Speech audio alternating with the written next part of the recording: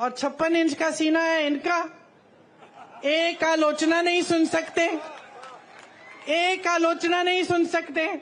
बहुत हो गया, बहुत देख लिया आपकी नौटंकी, बहुत सुन लिया आपके भाषण, लेकिन आपके भाषणों में एक लफ्ज हमारे लिए नहीं रहा। आज देश की जनता कह रही है कि मोदी जी हमें बताइए, 10 साल से हमने आपको पूरी सत्ता दी, उस सत्ता का क्या किया आपने? क्या आपने हमारे जीवन में आप तरक्की लाए कि नहीं लाए? और जनता को दिखने लगा है कि 10 साल बीत गए, बहुत बड़ी बड़ी बातें, क्या था वो, सबका साथ सबका विकास, ऐसी बात। किसका विकास हुआ? बैठे हो ना, विकास हुआ है आपका विकास हुआ है बहने। तो बस हवा में बड़ी बड़ी बातें हुई हैं और आपने शानदार इवेंट, ये तो मैं बोलती हूं, बड़े शानदार इवेंट बनाए इन्होंने। हर 2-2 महीने एक शानदार इवेंट। सिर्फ मोदी जी दिख रहे हैं और कुछ दिख नहीं रहा है, वही सफेद कुर्ता, कोई धूल नहीं, कुछ नहीं, सब दूर हैं उनसे, अकेले चल रहे हैं। अब अकेले ही हो गए हैं। अब ये जनता जो है ना, उनका अकेलापन देख रही है और उनके अकेलेपन का हर रोज प्रमाण देख रही है। ये जो बातें होती है ना कि आपकी भैंस चुरा लेगी कांग्रेस, ये उसी का प्रमाण है। कोई सच्चाई नहीं बता रहा है, अकेले बैठे हैं। सलाहकार भी झूठ बोल रहे हैं, सलाहकार भी सही बात नहीं बता रहे हैं। अजीब सी परिस्थिति बन गई है बहनों और भाइयों आज हमारे देश में। इसको पहचानो। एक सच्चाई आपको टीवी पे दिखती है, वो सच्चाई जो आपको दिखा रही है ना, ये समझ लो सारे टीवी के चैनल आज बड़े बड़े खरबपतियों के हैं, तो आपको अपनी सच्चाई नहीं दिखाएंगे। आपने कितने प्रोग्राम देखे हैं इस चुनाव के दौरान जहां कोई पत्रकार दुकान में जा रहा है और कह रहा है कि भाई आज टमाटर का दाम देखो, कि देखो कितनी महंगी है ये तेल, या ये गैस सिलेंडर कितना बढ़ चुका है, क्या लोग गुजारा कर पाएंगे? ये आप नहीं देखते किसी चैनल पे। किसी चैनल पे आप ये नहीं देखेंगे कि 70 करोड़ लोग इस देश में बेरोजगार हैं मोदी जी के राज में। ये बात, इस पे कोई रिपोर्ट नहीं देखेंगे। आप देखेंगे कि मोदी जी कौन से कपड़े पहनते हैं, मोदी जी किस प्रधानमंत्री से मिल रहे हैं, किस तरीके के आम खाते हैं, ये देखेंगे आप। क्योंकि आज मीडिया भी झुक गई है, सारे चैनल भी झुक गए हैं। पत्रकार एक समय में सवाल उठाता था, मुझे याद है मेरे पिताजी के समय में एक अखबार रोज 10 सवाल छापता था, प्रधानमंत्री से सवाल है ये। आपको याद होगा कैसे आक्रमण होती थी मीडिया। कोई घबराता नहीं था, नेता कहता था ठीक है सवाल पूछो जवाब देंगे। आज तो नेता इतने घबरा गए हैं ये कि जब इनका चुनाव आ रहा है तो इनके सामने जो प्रत्याशी खड़े हैं उनको घूस देके उनको बिठा रहे हैं।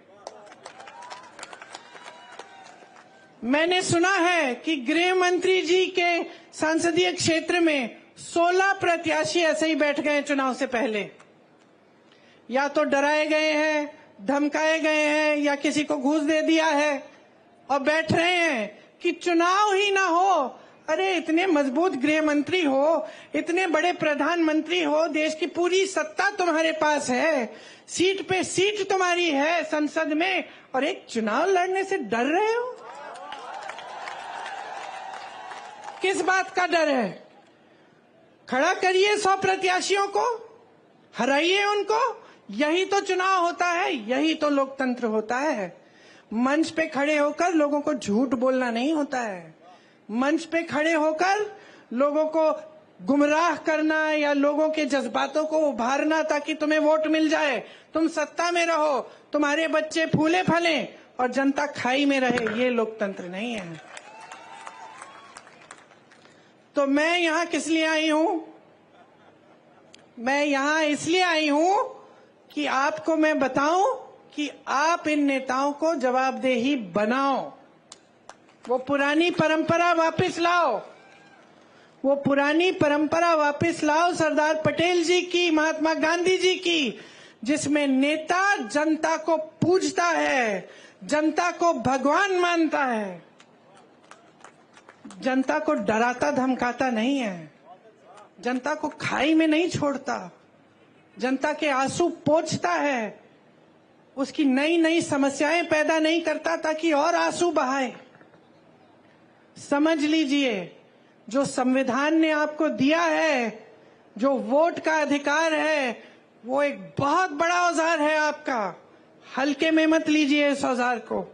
आज भाजपा ने एक और काम किया है, बड़ा काम, अपनी पार्टी को सबसे धनवान पार्टी बनाया है पूरी दुनिया में। आज पूरी दुनिया में सबसे पैसे वाली पार्टी कौन सी है? एक रिपोर्ट आई है, मुझे मालूम नहीं कि कितनी सही है, लेकिन लगभग मुझे लगता है कि सही होगी। 60,000 करोड़ रुपए इन्होंने खर्चे हैं। किस पे?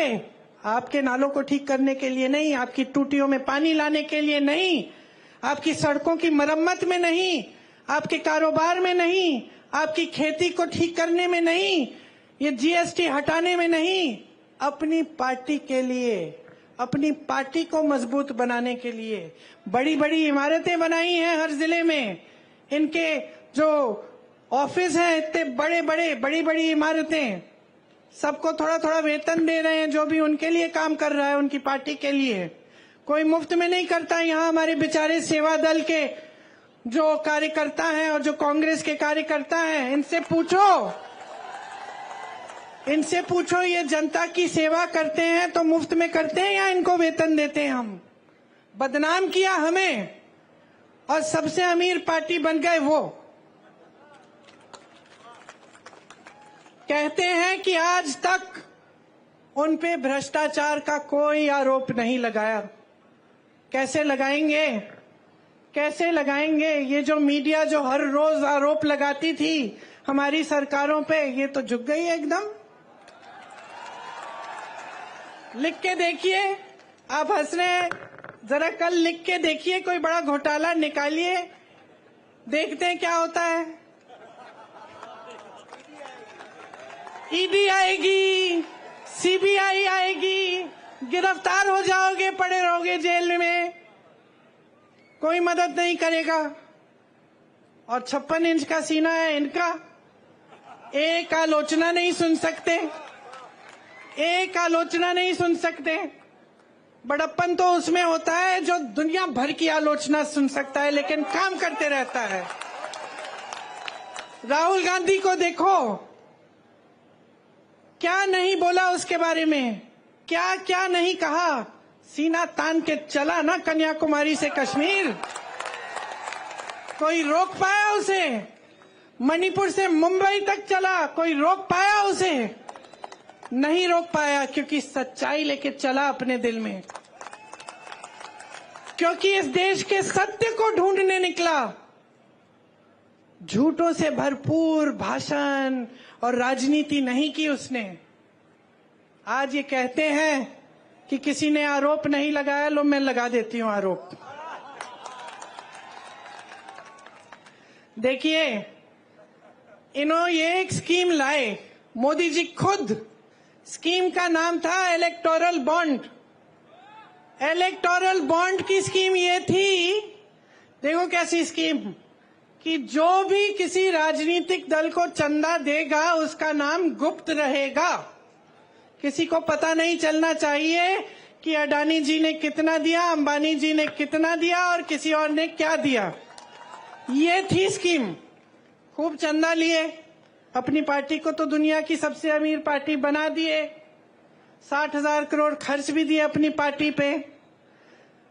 अब किसी ने केस डाल दिया तो सुप्रीम कोर्ट में केस आया, न्यायाधीशों ने देखा, कहा ये तो बड़ी गलत स्कीम है।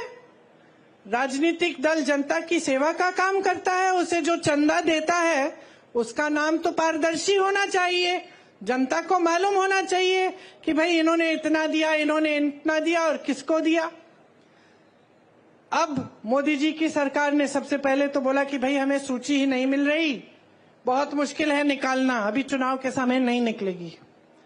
फिर डांट लगी न्यायाधीशों से, निकली सूची, और सूची में क्या नहीं निकला, किस किस से चंदा लिया। गुजरात में जो पुल गिरा था उसके बनाने वाले से चंदा लिया। आपको वैक्सीन लगी थी, टीका लगा था कोविड का, हाथ उठाओ किस किस को लगा। मुझे भी लगा, 2-2 बार सबने लिया, सर्टिफिकेट मिली ऐसी। किसका चेहरा था उस पे, किसका था? शहंशाह जी का चेहरा था। उस टीके को सिर्फ एक कंपनी ने बनाया था, ये नहीं कि 10 कंपनियों ने बनाया। उस कंपनी से चंदा लिया।